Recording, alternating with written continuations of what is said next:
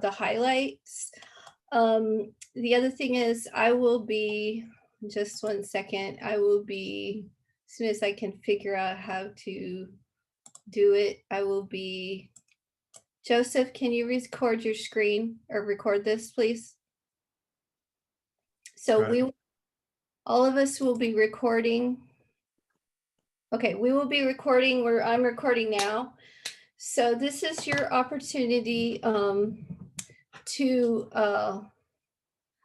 talk about some of the recommendations that you have for the CMGC. So Bill is in this as well as some of his team members. And so if you want, we could just, walk through this. I will also, if you can y'all raise your hand? Amber, where is the hand raise button? Let's see. It looks weird for me too. Hold on just a second. It's under participants. Yeah, yes, it's under participants. There you go. That's right. Thank you. It's different in different platforms. I agree. I know. I'm trying to figure it out myself. Okay, there. Okay.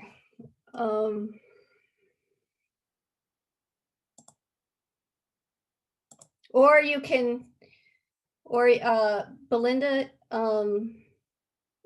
so before you speak, let's start with Felicia. And just a reminder to CMGC staff, this is for the COAC to ask questions and to make comments. This is not for the CMGC to respond or to make any comments. So just so you know. So do you have a clarifying question you would like to make, Belinda, before I move to the COAC? No, I thought we were practicing raising hands. You can put mine down. Yes.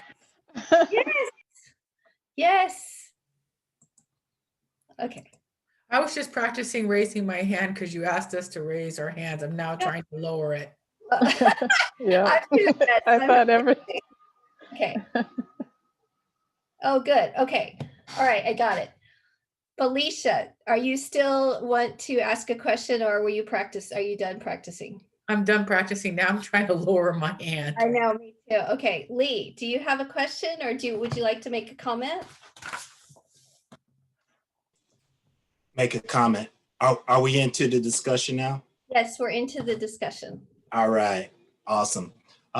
So being a public agency, I understand the rules and requirements that ODOT will be working under and what they have put in. I was reviewing the solicitation earlier, but what I would recommend to the CMGC, I'm sure they've already thought of this, is to treat this as though the goals that are established or that you agree to are the floor and not the ceiling, and to pursue all levels of participation. In other words, treat it as if you had a hybrid goal of DBE and co-bid certified firms so that you maximize participation. That way you don't limit yourself, you'll get better results. And Bill, I don't remember your name, but I've seen this in use on another project and it was extremely successful. One other thing just for the COAC members, and so I will, at times I may ask follow-up intent questions so that I can make sure that the CMGC understands the intent behind your comment. So Lee, can I ask a follow-up question as it relates to the way that you characterized? Can you talk a little bit more about, I loved your statement around about the differentiation between hybrid and COVID. Can you talk a little bit more about what you're thinking, and also some of the other kind of the context things that the COAC have raised around that, so the CMGC can hear more? Okay, great. Yeah, great question. And I strive to be brief. But what I mean by hybrid goal is don't limit yourself to just DBE. ODOT will establish what the DBE requirements are, and that's by federal guidelines. They may say 3% MBE, 2% 2% WB, whatever they'll give a stratification of the goal. All right. What I'm encouraging you to do is treat it as if you're pursuing that goal, which you must hit. You're required to hit that at a minimum, but treat that as the floor and not the ceiling. So if the goal is say 8% MBE, that you're actually pushing yourself, what could you reasonably do, and do a capacity study to determine what firms are available in the various scopes that would allow you to exceed that goal significantly. So this is a win-win for everyone. Knowing the concerns of the history of this area, this would be the thing that I would encourage you to do. Look at, get a list of all the MBE firms and the Latino firm, and emphasize where they are by ethnicity, so that you have that as a resource. Reach out to them. I encouraged a CMGC that we recently completed to do this very same thing, and it was extremely successful. And they had this list. It was a resource list. That way, they didn't have to figure out what to do when someone wasn't available. And you do the co-bid background. Make sure that the certifications are in place. And you can do something similar. And I'll get to it when we get to workforce diversity. I don't want to get too far ahead of myself. I get real hyped up about this stuff, but that will help you to meet and far exceed the requirements that ODOT will levy on you as a CMGC prime. Great comment, Lee. Art, Felicia, Michael? I agree with Lee. This is Felicia. I think that having some sort of goal, I think goal number is really, really important. And I get against what, which Lee is giving a definition of, I think is really, really important. So I say he is on the right track. And I think that also gives you a way to reflect back out to the community. Here's our goals. Here's where the goals came from. And here is how we're doing against those goals. Leads to transparency. So I'm with Lee. I think that it makes sense to have that, because then you can have that narrative as you're working on this project.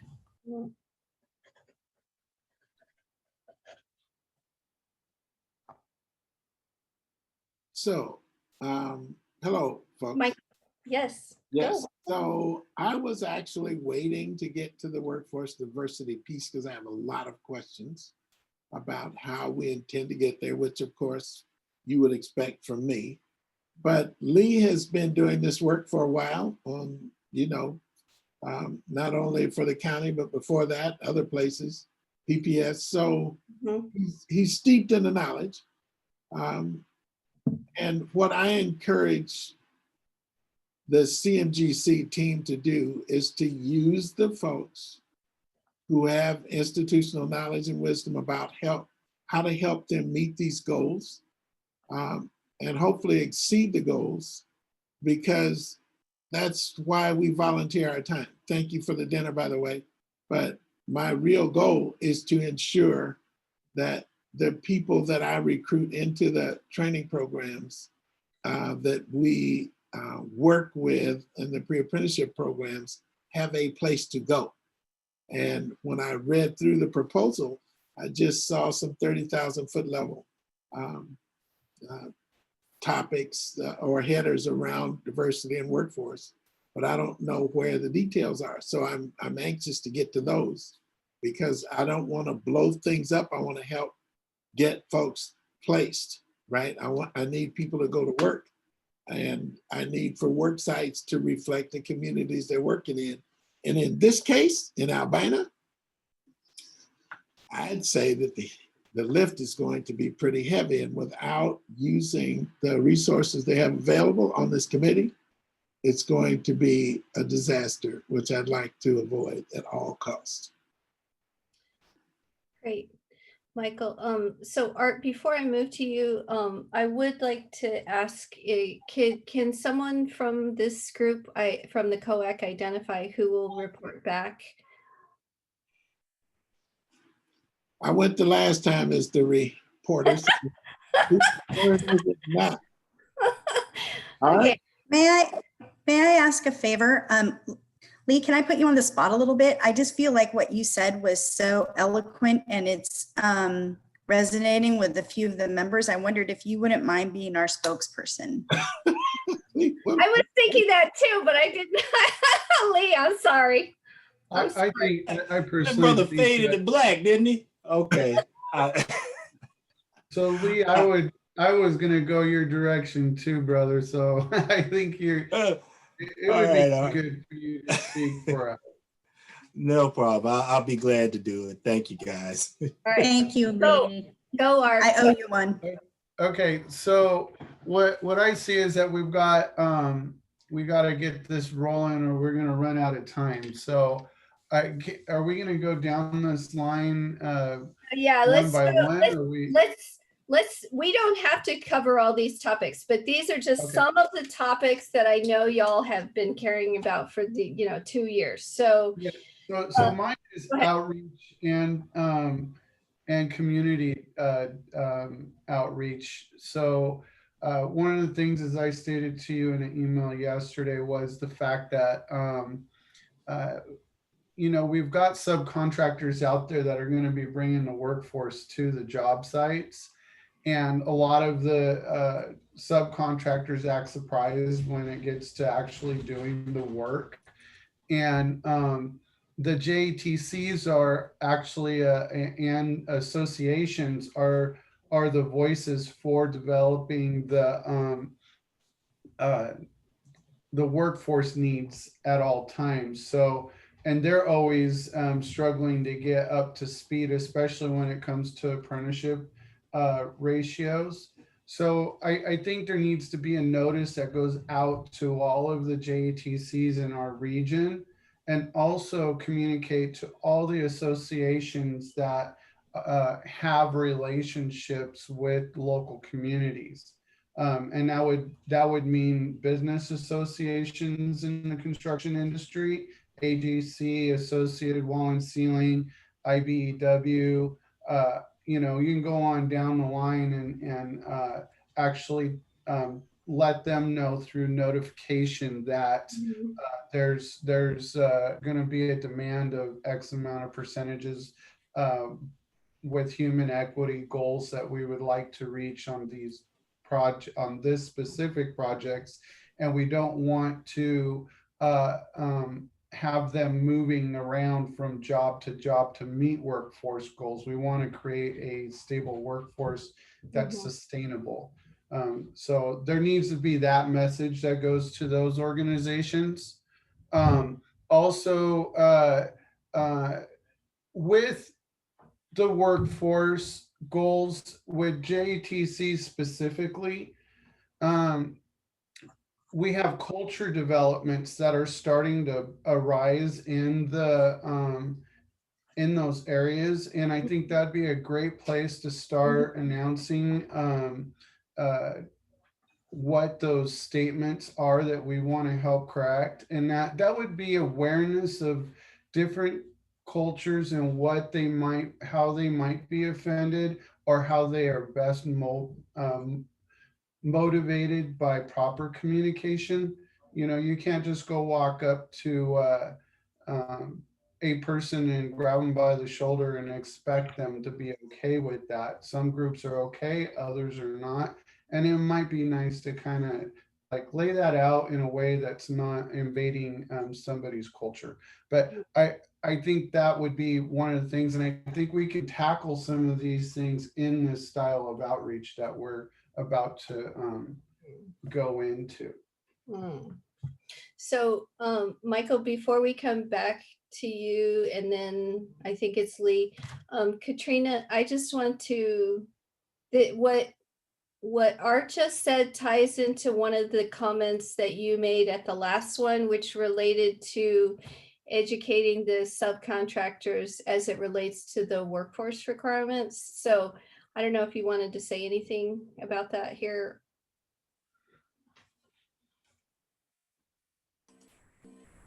my comment at the last meeting in the breakout session was that there are a lot of contractors that make it all the way to the project without understanding what they're signing. And so they feel forced into signing on. And then, so just educating, maybe having a liaison person that could help with that to make sure that they understand what their resources are that are available to them. Especially if they haven't been with the program in the last couple of years, they can use exception 3. And so if they know about that going into that, they can also do play a role in helping with that as well. Cool, thank you. Michael, I think you were next, and then Lee. Okay, so my focus for the sake of this panel is cultural change, workforce diversity, and job site, positive job site culture. So part of my, worn out tune is that the earlier you have pre-job meetings and invite the players to those meetings, the players being the training programs, Art mentioned this, you have the pipeline is filled by pre-apprenticeship programs, training programs, and outreach. So if these folks that you bring folks that represent those groups to the pre-job meetings with the requirements for the contractors going forward, they know then early on what the requirements will be. And there are some training programs that will not pierce their list regardless of the requirements on the job, but there are a whole lot more that will pierce their list. And in another venue, the trades are talking about what kinds of documentation, what kinds of changes they need to make in order to be able to pierce the list for requirements on jobs for women and diversity. So that's going on in another venue. But the earlier we get these requirements to the contractors, to the community, to the training programs, the pre-apprenticeship programs, the better able we are to serve, to provide the women and people of color they need. And in terms of job site culture, we can recruit 10,000 people of color and women. If they're being treated like crap on the job sites, then they're not going to stay. They show up and they leave. And to Art's point, we have people, contractors on the job that say they need a woman or a person of color. They don't have them in their hall, so they'll pull them off of another job. And what you wind up with is stagnant numbers for women and people of color because they don't hire new ones. They move them from other jobs. And the question is, if that was a white man, would you move him from another job, or would you, go out and hire a new one? We have to hold people to the standards that they have across the board for hiring folks and building this pipeline. So we're not having this same conversation on every single job we come to. So those 3 things, 2, 3, and 7, I'm passionate about, and have the ability to give you time and energy and ideas on how to improve it. Like other folks on the line. I see Katrina smiling and Shelley smiling because, and that's all I can see except for Art and you. But it's important that we don't waste our time. The longer we wait to actually get these things in place, the more behind the 8 ball we'll be when the project actually starts moving. And there's no sense to that. There's 200 years of experience probably on these few people alone, right? So we can fix this. We just need folks to be willing to do it. Yep. I want to say to Michael's point, and I'm not going to go into large detail. We need to understand what organizations allow piercing the list, because not all of them are allowing that. And that's also for diverse development. So to Michael's point, yes, you're absolutely spot on, my brother. You're good. I like that.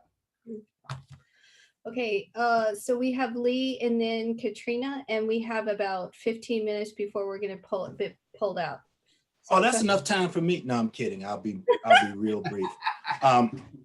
Number one, to the CMGC and to Art and Michael's point, working backwards, piercing the list. If you don't ask, there's never going to be change, and you have to, and to get asking, demand it.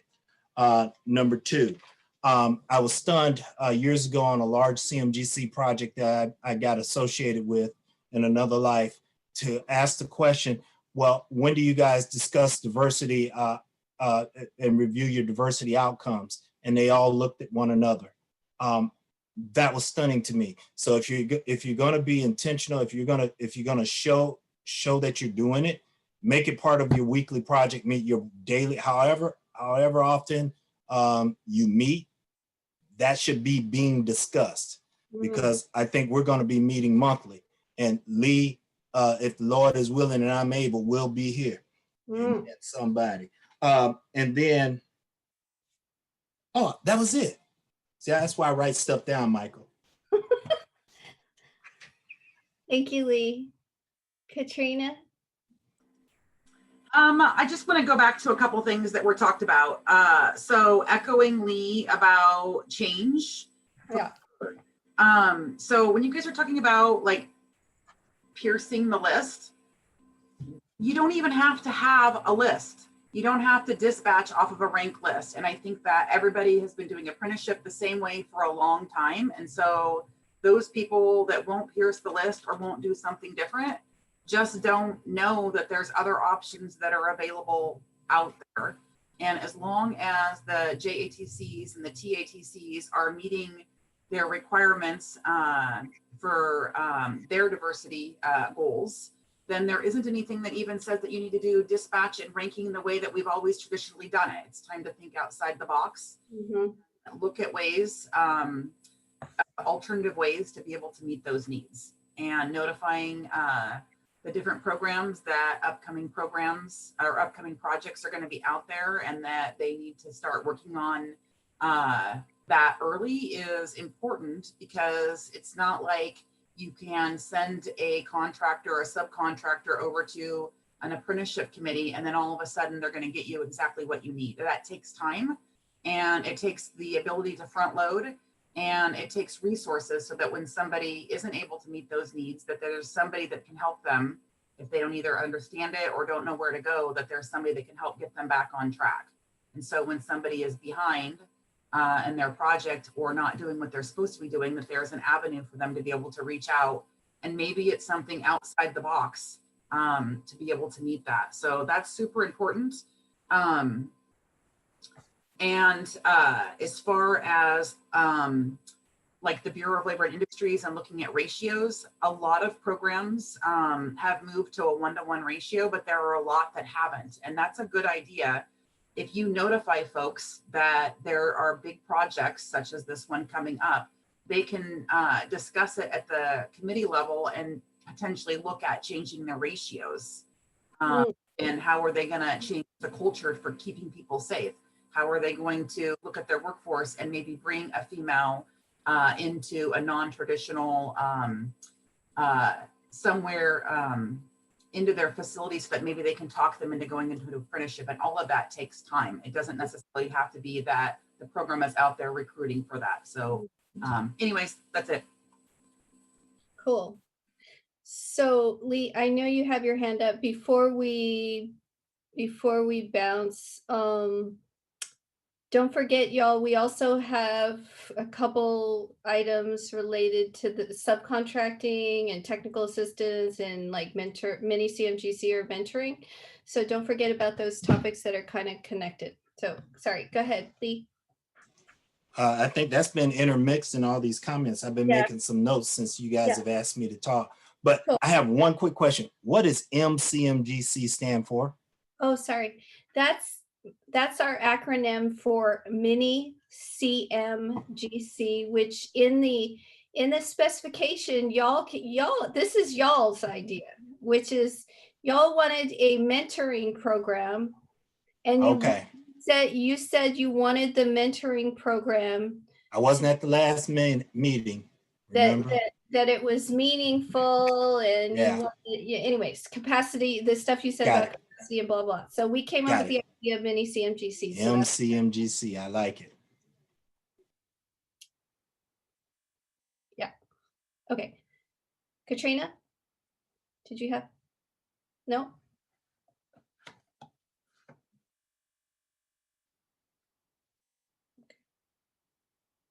Go, Michael. When I looked at the list that we have before us, the first questions that I had were for the CMGC, Bill, Bruce, other folks on, Jennifer maybe could answer some questions. So maybe the next time we have a breakout that they are actually able to participate, because Yes. listening is good, Yes. like what is the diversity subcontracting plan? What is the outreach related bidding process? These are things we don't know.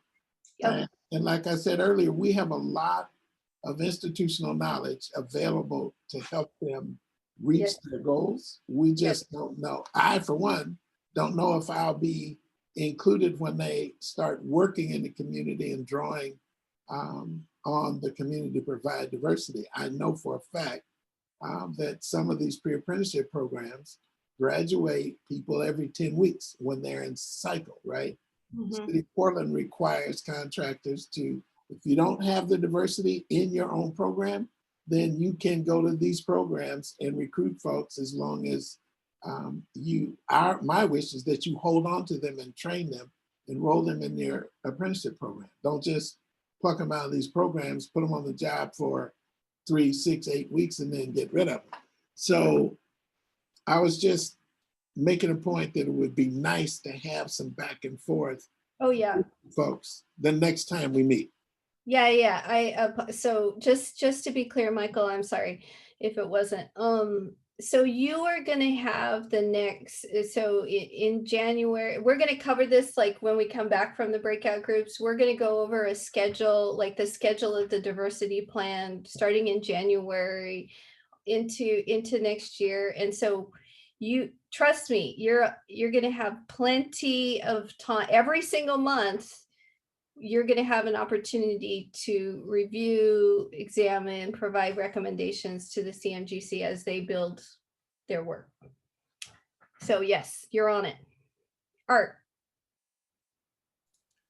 Yes, I've always had a thought on the outreach side for the contractor for the CMGC when they're turning out bid packages. It would be nice to actually have a approved bidder list to the CMGC package that goes through an education process about the project, and that's their opportunity to bow out if they don't want to meet the workforce goals or get up to speed on the culture development. So they would have to go through a pre process for the ability to bid on those projects. That way the specifications are being upheld.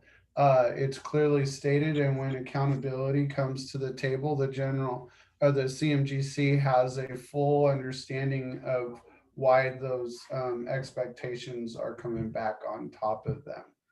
The second portion is the Art, yeah. Art, I want to stop you on that because what you said is really important. And so I want to make sure you know what your next item is before I move on, because I want to understand the intent behind what you just said, because when we developed the specification and we did outreach to many other groups, one of the barriers that was raised had to do with a pre-qualification list for DBEs. So can you talk a little bit more about what your intent is behind developing like a this kind of pre-process to bid on? Sorry, go ahead. And can somebody let Felicia in? Oh, She's yeah. waiting.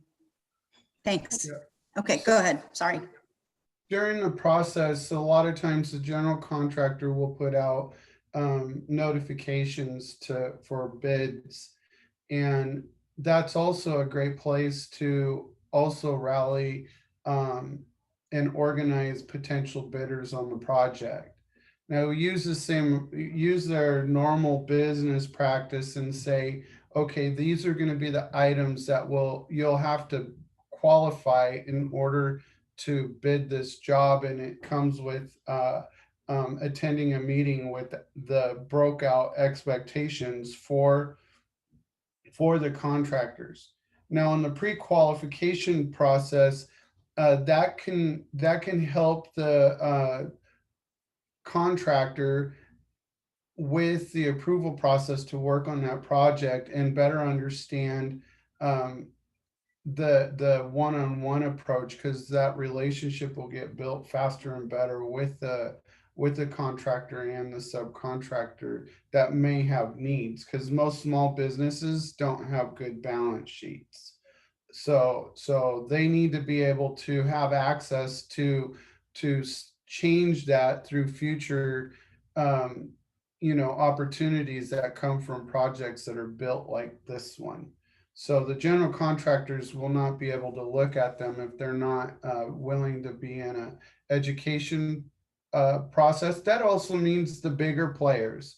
You can take the bigger subcontractors and not just let them ramrod the smaller subs because they have leveraging abilities. What that needs to be is that those bigger subcontractors have to have a specific relationship, and that would also be outlined in that room with that pre-meeting and the pre-qualifying factors that would be there for the project opportunity, if you may.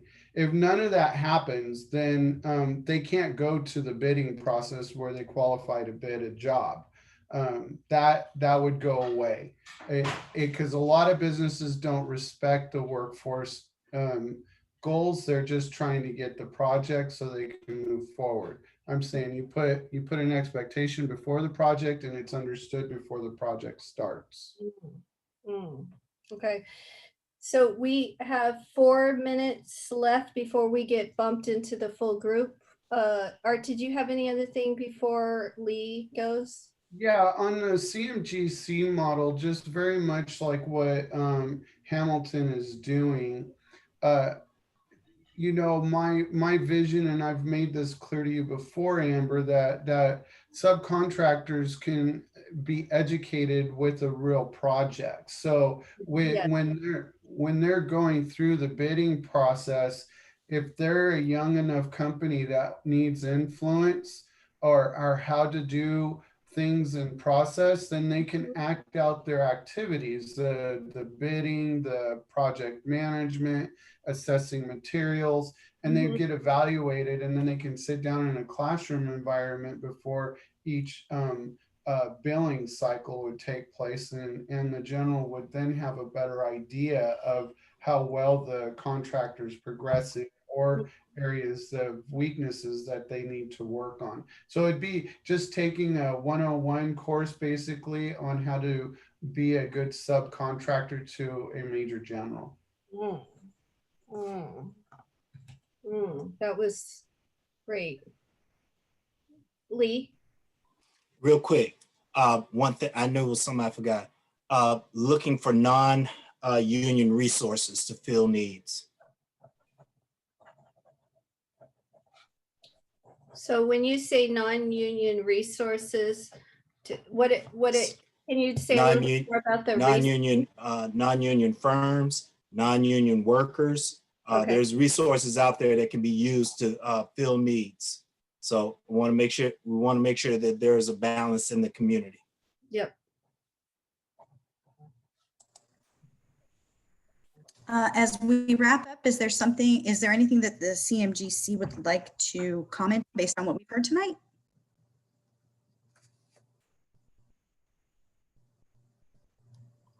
Well, I'd just like to say that I'm very happy to be here, and I think there's great opportunities for all of us to work with you to make this as a successful project. And I think it's very enlightening to hear from the COAC, their willingness to help and give ideas and help us anyway to get our diversity plan right and then excel in making the diversity plan a success.